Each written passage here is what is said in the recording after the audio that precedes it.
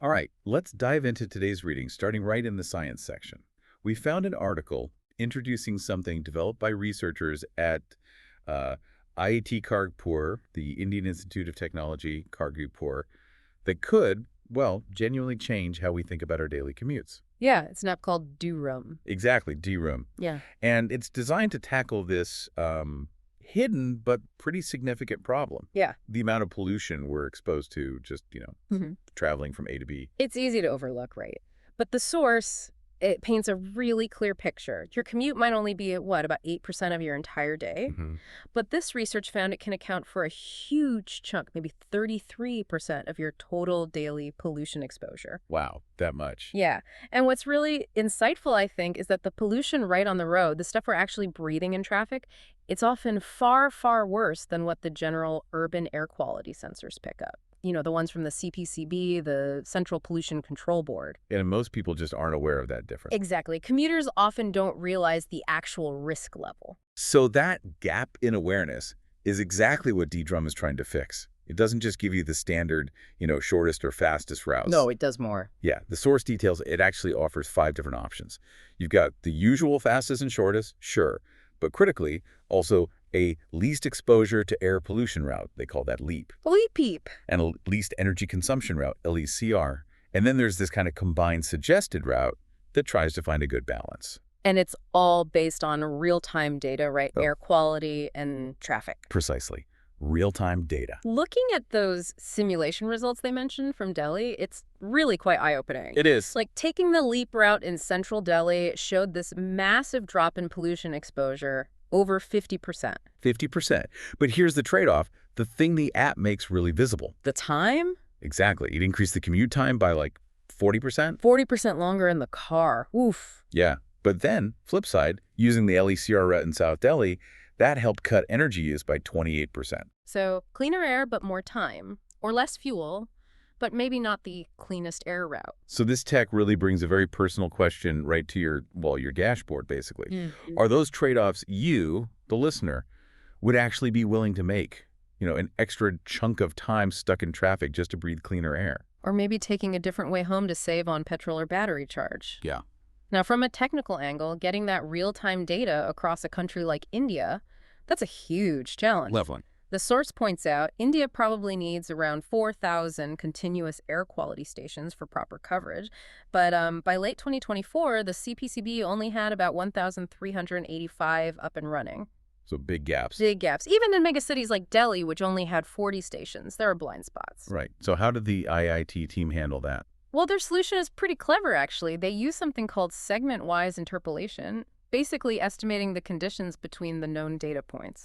Filling in the blanks. Kind of. Yeah. Using data they pull from CPCB and the World Air Quality Index and grabbing live updates when they can. Okay, that makes sense. And the logic for picking that suggested route, it sounds complicated, but the source actually explains it pretty clearly. It does. It's quite intuitive once you break it down. They use what they call a rank-based elimination.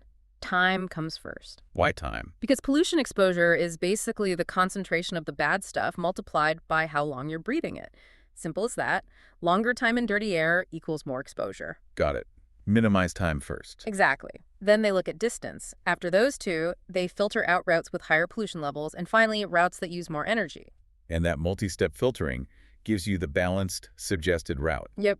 Looking ahead, the article says real-world tests for D-Drum are planned. Good. Need that validation. And they're already thinking about D-Drum 2.0, which sounds like it might use machine learning not just to find the best route now, but maybe even the best time to leave. Oh, interesting. Optimizing departure time, too. Yeah.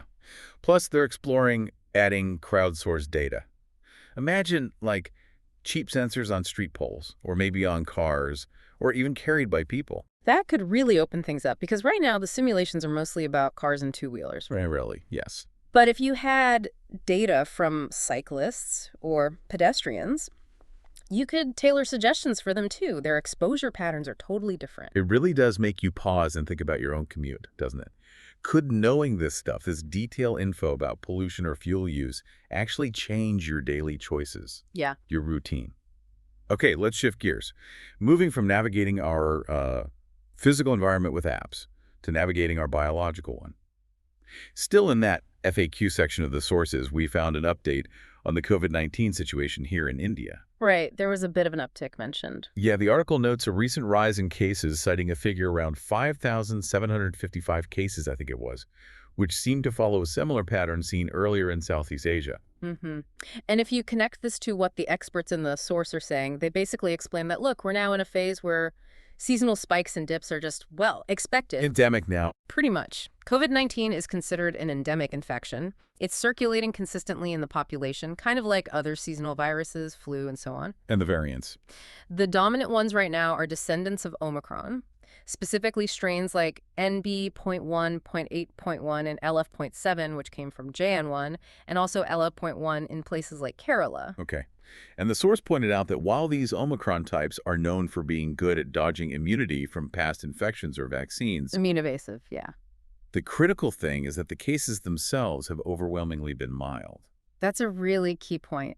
And it's striking how consistent the symptom descriptions are from the different doctors quoted. Like what? Generally presenting like, a common cold or the seasonal flu. Fever, cough, sore throat, runny nose, maybe headache, fatigue, body aches, sometimes loss of appetite. Standard stuff, really. Yeah. And doctors are observing that most patients, the vast majority, only have upper respiratory infections. They're being managed just symptomatically, often without even needing specific antiviral drugs. Which brings us to the big question the source gets into. Why are these cases mostly mild now, even with new variants popping up? Well, according to the experts cited, the most likely reason is the widespread hybrid immunity in the population. Hybrid immunity, so that's... It's the combination, right? Natural immunity you get from having had the infection before, plus the protection from the vaccines people took. Okay. So while the older vaccines might not totally stop you from getting infected by these newer strains, that combined hybrid immunity means most people have a pretty solid defense against getting seriously ill. Right. One doctor really emphasized that the main thing about these new strains is their speed, how fast they transmit, not how severe they are. And reassuringly, the source mentions hospitals are doing okay, well prepared, not under strain. Good to know. Now, regarding vaccines, India had that absolutely massive immunization drive. What was it? Over 220 crore doses? Yeah, 2.2 billion doses administered. Huge scale. And the current official line from the Director General of the ICMR, the Indian Council of Medical Research? Pretty clear. Absolutely no need for mass booster doses right now. Though, they add, individual doctors can still recommend them case by case if they think it's needed for a particular patient. And what about vaccine availability? That's a practical point the source brings up. A lot of the older vaccine stock has actually expired now, so most states don't currently have those older vaccines on hand. But they could make more if needed. Exactly. The article notes that India's production capacity can be scaled up again if, the situation changes and there's a real need. So the general feeling among the doctors in the source is basically hold off on broad vaccination drives for now. Yeah, that seems to be the consensus here. They keep pointing back to that hybrid immunity. It's providing strong protection against severe disease for most people. Even if the older vaccines don't stop infection completely with these new Omicron types. Right. They still offer significant protection against the really bad outcomes. Serious illness, hospitalization, death. That protection still holds. And the source also mentioned that those newer Omicron-specific nasal vaccines didn't really see much uptake anyway. So who should be getting vaccinated now, according to guidelines? Well, the WHO guidelines highlighted in the source recommend vaccines mainly for specific vulnerable groups, people over 70, those who are immunocompromised, and individuals with multiple other health conditions, comorbidities. But the source did add a little nuance there, didn't it? It did.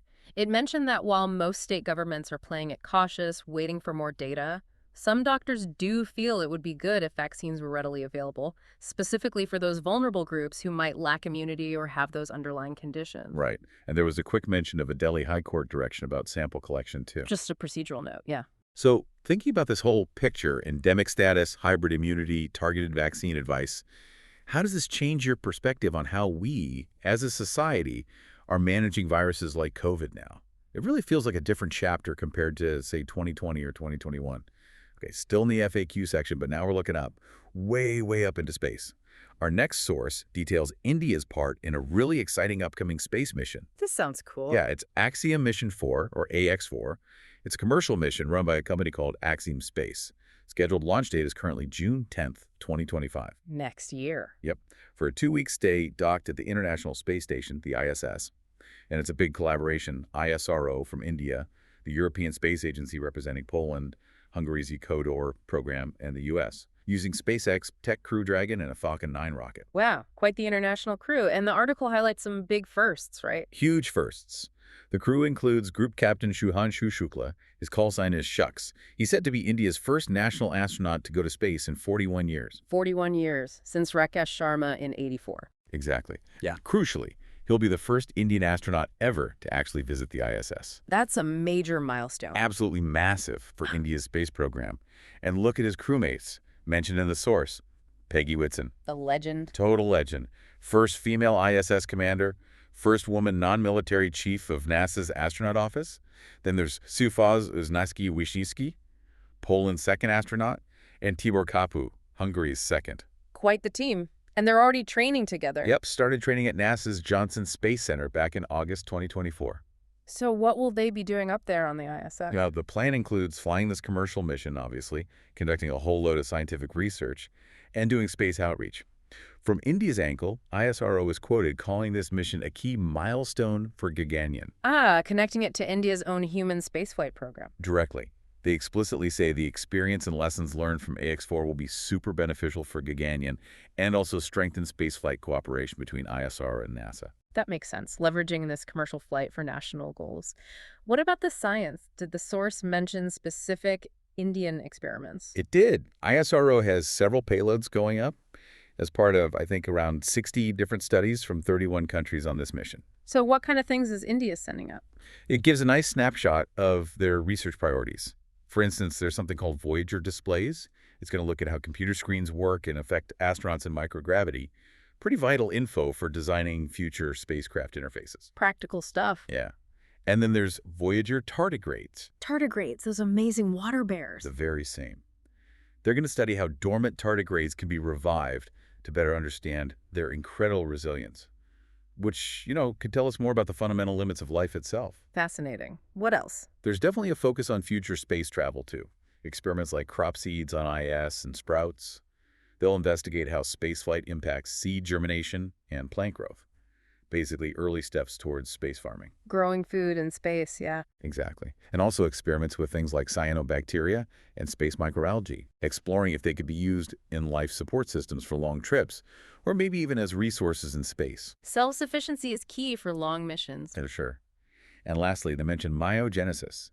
This aims to figure out why astronauts experience muscle dysfunction in microgravity. It's a big issue for them, but the findings could also help us understand and treat muscle diseases right here on Earth. Plus, they mentioned outreach, engaging students back home. That's great, inspiring the next generation. So, thinking about this mission, what does it really mean for India to send its astronaut to the ISS, especially on a commercial flight like this?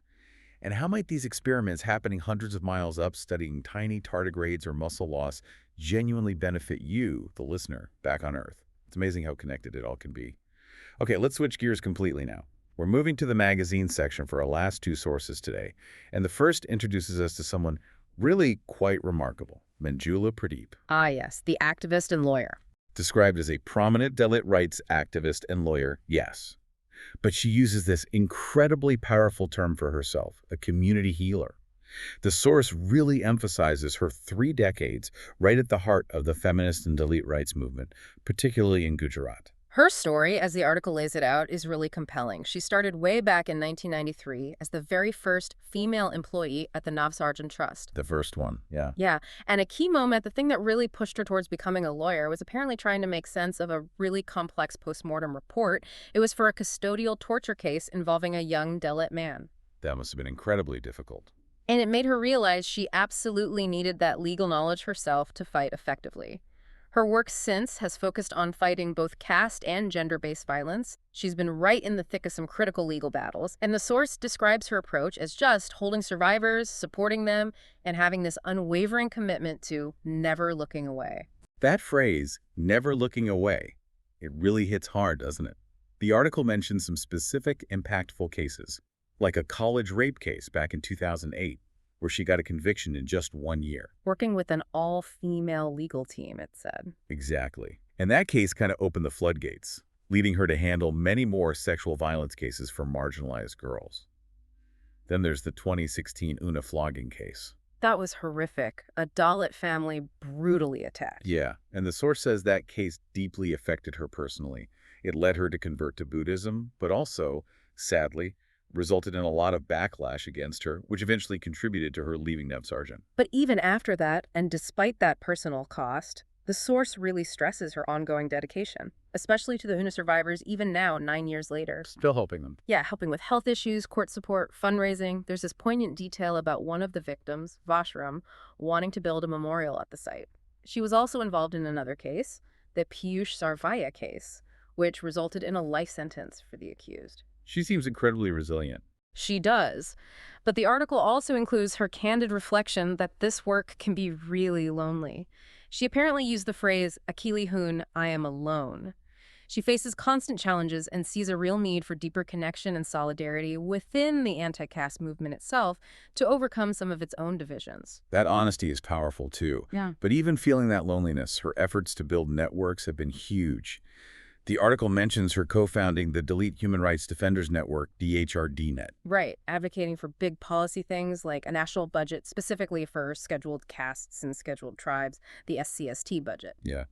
And then, spurred by that awful Hathras case in 2020, she started the National Council of Women Leaders, creating this network for women from marginalized communities across different fields. Which leads to her current work through the WAVE Foundation she set up in 2018. Right, expanding her focus. Exactly. Expanding her circle of care, as the article puts it, to include Muslim and tribal women alongside Dalit women.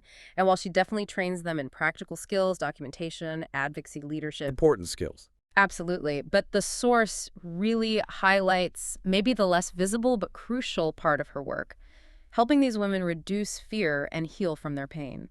She sees herself almost as an observer, facilitating their journey, helping them, in her words, write their own stories. That's a beautiful way to put it. And it mentions she uses this powerful river of life exercise, which sounds like a really deep tool for healing trauma. Her dedication is just undeniable. What does her life's work teach us about resilience, about fighting for justice against overwhelming odds, and how does that framing she uses, community healing, not just activism or legal work, how does that resonate with you, the listener? What does justice really require? It's a profound thought. Okay, our final source for today, also from the magazine section, takes us into the art world, and it points to a really interesting trend. A renewed focus, it seems, on India's senior, established, and late career artists.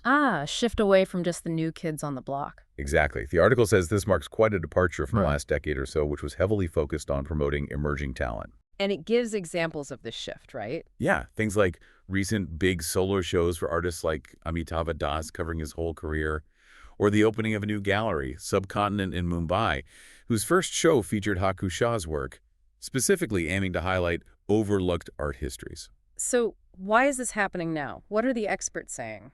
Well, the source offers a few reasons for the people quoted. Partly it's about time, giving proper acknowledgement to the pioneers, the foundational figures. They mention groups like the Cholamandalam Artist Village, described as really pivotal in modern Indian art. Paying respects, essentially. In a way, yeah. But it's also about museums and galleries taking a more intergenerational approach, consciously linking older artistic practices with what's happening now. Like connecting the dots across time. Exactly. The Museum of Art and Photography, MAP, in Bangalore, is mentioned for pairing work by, say, Meera Mukherjee and Jadav Bagal with contemporary photo essays. Other galleries, like Latitude 28, are showing senior artists alongside younger ones, deliberately to trace how artistic languages evolve. And KNMA, the Kiran Nadar Museum of Art, gets a shout-out too. Yeah, for being early champions of some senior artists who maybe hadn't gotten their full due before, like Himat Shah and Jaram Patel. Artists whose work, the article says, really illuminated key moments in art history. So the core idea behind this trend seems to be the continued relevance of these older artists' work. That's the key phrase they use. Their art isn't just like a history lesson. It serves as a potent starting point for bigger, ongoing discussions about identity, society, change in India. Even if the theme started long ago. Apparently so, like Haku Shah's work on love and humanity, still deeply relevant today. Or the article mentions Manu Parekh's recent work still drawing inspiration from sacred rituals, or Dekoji exploring memory and migration. These practices are described as being, woven into our contemporary culture, still alive with inquiry. Interesting. Does the source mention any sort of practical reasons for this shift too? Market dynamics, maybe? It touches on that briefly. Some experts suggest maybe there's a bit of fatigue setting in with contemporary art that feels too conceptual, maybe lacking that immediate visual or emotional hit. A desire for something different. Perhaps. And also, practically speaking, senior artists often have large back catalogs of work that simply haven't been widely seen before, so it feels fresh to the current market. Ah, undiscovered gems in plain sight. Kind of. And on the money side, the source notes their work span a huge price range. You can find pieces for maybe 1 lakh, but major works can go for over 1 crore. So it's accessible at different levels. Makes sense. So it really prompts the question, why is looking back at these established senior artists so important right now for understanding today's art and maybe even our wider culture? What is it about their work that still speaks to us, speaks to you, the listener, today? Thank you for listening. You can give suggestions by contacting on Twitter handle given in the episode description. We are always eager to hear what our listeners want to be informed about. We wish you a great day.